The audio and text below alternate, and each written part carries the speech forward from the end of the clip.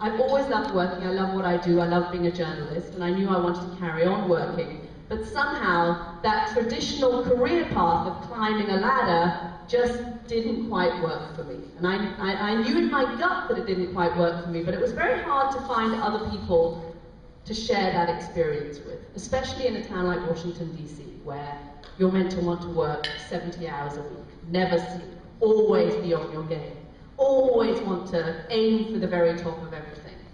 And it was hard to find somebody that had the right sensibility. And then I met Claire Shipman. And the two of us used to have these kind of whispered conversations at the sides of press conferences or Washington events. And we suddenly realized that we shared a sensibility. And it was a sensibility that was, we really love what we do, we want to carry on working, but somehow we don't want to kill ourselves and kill our family lives in the process. We want to find a way to get the balance right. And we would call each other up with kind of career advice on a sort of, odd twist on the old boys network. And often that career advice was sort of counterintuitive.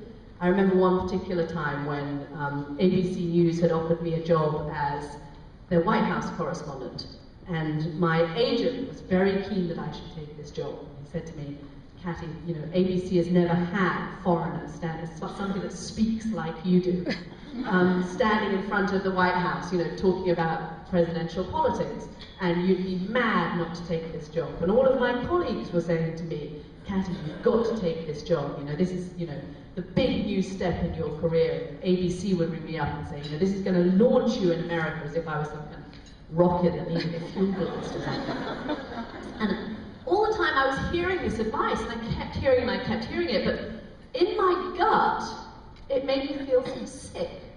And I kept thinking, if I take this job, I will be in the White House at 5 o'clock in the morning, I will work every weekend, I will never get any holiday, all of that balance that I have fought so hard to get in my life, I'm going to have to say goodbye to it. And these are very competitive news organizations.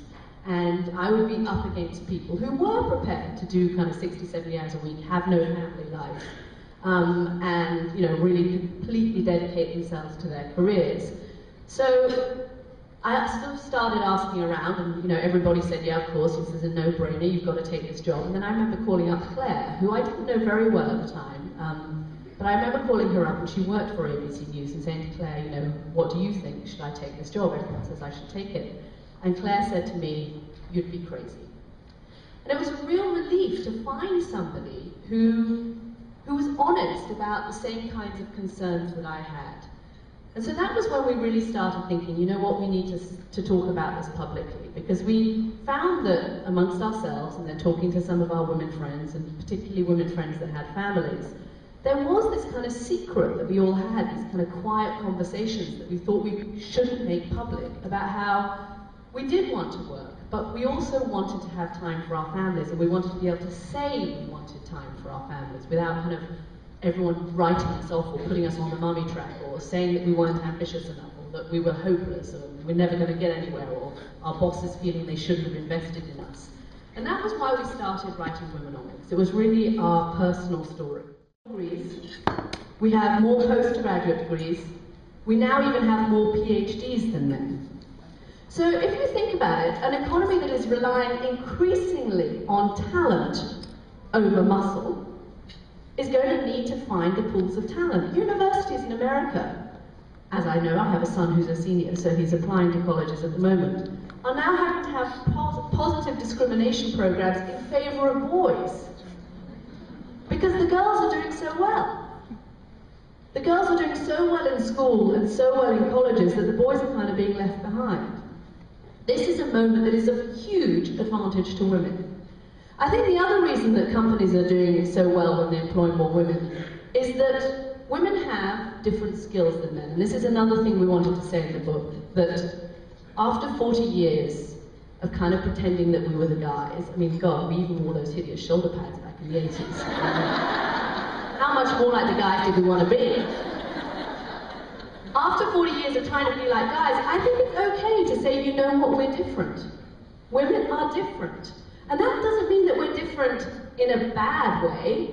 It can actually mean that we're different in a very good way. And by very good, we're talking bottom line here, I could also mean profitable. Those skills skills that we all know that we have, those personal skills, the skills we have in our relationships with our friends, the ability to reach out, to listen to people, to incorporate different points of view, to bring people together, to nurture people.